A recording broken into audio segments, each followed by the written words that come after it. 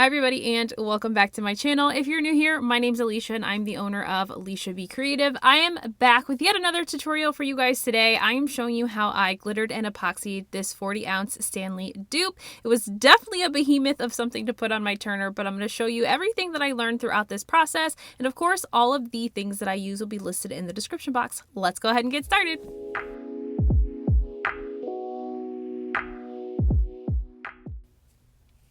So first things first, I got this 40-ounce dupe from Temu or Temu. I'm not quite sure how to say it, but I'm sure you guys have seen this probably all over your social media feeds and different things. It's kind of like Wish, but quicker than Wish, I guess. So this was the first time I had purchased from them, and I got a couple of 40-ounce dupes. I got this lavender colored one as well as a pale blue leopard print one. And so I'm going to show you how I kind of put together this purple one. I haven't yet thought of a design yet for the blue one. Thinking about rhinestones, haven't quite made a decision yet on that one. But for this, because these are powder coated, I want to make sure to give these a really good sand. With the dupes that I got from Temu, they don't have the little silicone rubber piece on the handle like my 30-ounce dupe that I got from another vendor.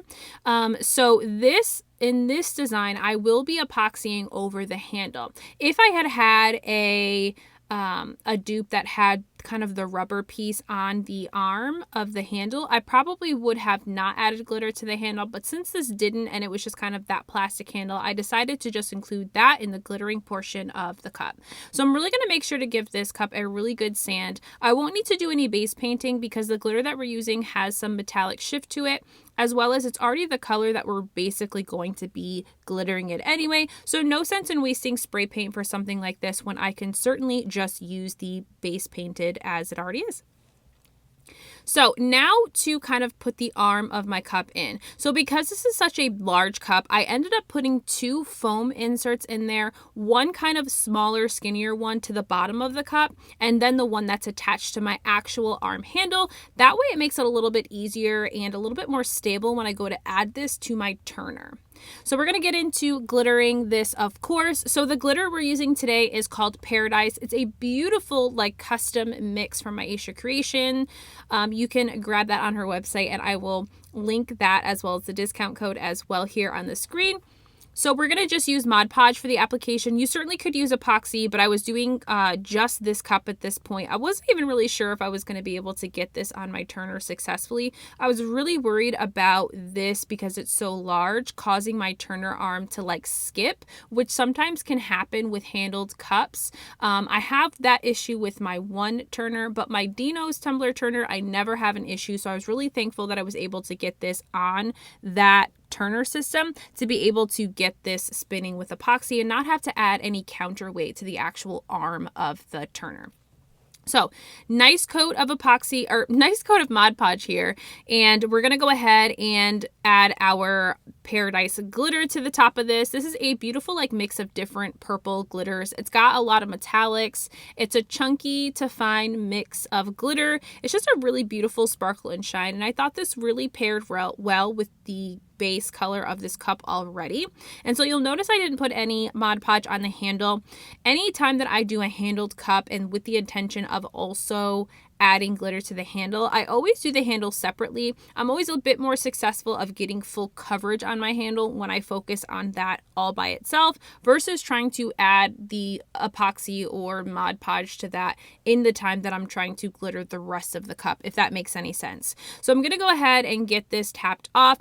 I was able to just do one coat of glitter on this. Didn't have to go in and do a second coat, which was really nice. You guys know how I would prefer to do one coat of glitter, which is why I prefer epoxy method over Mod Podge usually. But it was nice that with this mix, because it had all of those different cuts of glitter, that I didn't need to go back with a second coat of Mod Podge to cover up any bald spots. So now we're going to go ahead and focus solely on the handle here. I'm going to just make sure I really thoroughly get this handle really covered and that I get full coverage on the handle, that I don't end up with any bare or bald spots where the actual base coat of this cup is going to show through. Then we'll go back over this with the Paradise glitter to get this fully coated with that glitter. So for this style sort of glitter, I would recommend that you go in with parchment paper or even just your gloved hand after you've gotten your cup covered in glitter, just to pat down any chunky glitter that might be sticking up.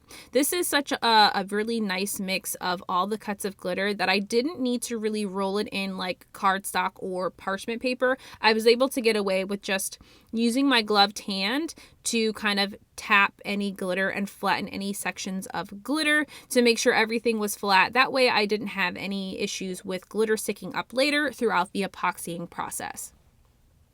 So now with that base paint of glitter done, we're going to be adding my favorite leopard print to this design. And so I'm going to be using a combination of two glitters here. This is Perry from Glitter Makes It, and I am going to add Perry to a medicine cup with a bit of fairy dust to give Perry a sparkle. Perry's a matte glitter, so I wanted to make sure that this also sparkled. So adding a really fine cut of glitter like fairy dust was the perfect addition to this Perry matte colored glitter in order to give that sparkle and shine that I want.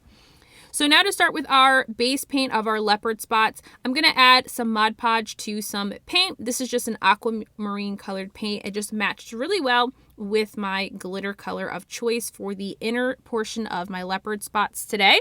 And so I am going to go through a little bit more of an in-depth tutorial on leopard print. I'm going to give you some up-close shots as well to show you the process of how I do my leopard print. So I really wanted kind of large leopard print sections all over this cup. And so I am starting with the inner portion of the leopard print. If you're going to be doing hand painted leopard print, I think for myself that I have learned that it's easier to do leopard print, especially when I first started, with the inner color of the leopard print first versus just the actual shape of leopard print, if that makes sense, like the outer shapes. So I find that I was able to really grasp onto hand painting leopard print by doing it this way, starting with the inner color and just dots all over. I make my dots for the inner portion of my leopard print probably about dime size for the size of the cup that I have here. The smaller you make them, the more leopard print you're going to have. And so I typically stick to larger leopard print spots on any of my designs. I might make the spots slightly smaller if I have like a short cup, you know, like a short in stature cup, like a mug or something where there's not a whole lot of space. But for my typical 20-30s and especially something like a 40-ounce dupe here, I really want to make sure that these are pretty large because I don't want the leopard print to look super busy and kind of overwhelming if there's too much on there and the spots are too small. So once I've gotten that color all covered here, all over, you'll notice that my spots are pretty close together and that it probably to you looks like I won't be able to fit my leopard print. So the one thing that I do find that is really helpful when I'm doing these leopard print spots too, as I'm getting into the up close portion of how I do the outer section, is typically I am painting directly over that original base color. So we're using basic blackboard as the color glitter for the outset of the leopard print here. And so I'm just going to take my paintbrush and I'm just going to dab around the outer edge of this. Now again, leopard print is a combination of C shapes. It's a combination of C shapes and a dot, parentheses. Sometimes even your leopard print outer black section will go all the way around the leopard print. And so I just do lots of different variations of those three shapes in order to get the perfect leopard print design. Remember that leopard print is random. It's a very random print. And if you've looked at an actual leopard print, you know, anything finding on Pinterest, you'll notice that, you know, no two spots are exactly the same. And that's what I love about hand painted leopard print. It really can be very fun. But again, I always say that this is not something that you can just kind of pick up and do. If you can, great. But it took me quite a bit of time to really practice to be able to nail this down. So of course I sped up that process because it really was a lot of redundancies. But if you have questions, I actually have a few tutorials that I did in my Facebook group, which is a free Facebook group for you to join, where I specifically focused on teaching hand painted leopard print. So I definitely encourage you to hop on over to my Facebook group, Lysha Be Creative Community, to come hang out with us and kind of learn those more in-depth pieces of hand painting leopard print. So I just did a coat of Flynn Sisters fast cure epoxy. This cup took 30 mLs in 3 sessions. So I was able to get that done within, I think, about like 8 hours. So I did the first 30 in the first 2 hours, then another 30, and then I let that cure and did my final 30 mLs to really get this smooth.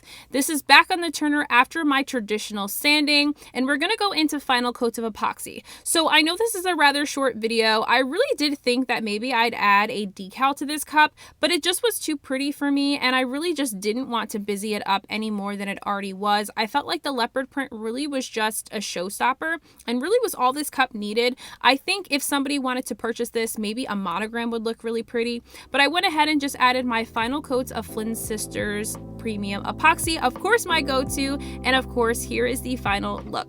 So I know this is pretty short and sweet, but I do hope that you enjoyed today's video, and of course if you did, give this video a huge thumbs up and subscribe to my channel, and you guys know I'll see you in the next one. Bye!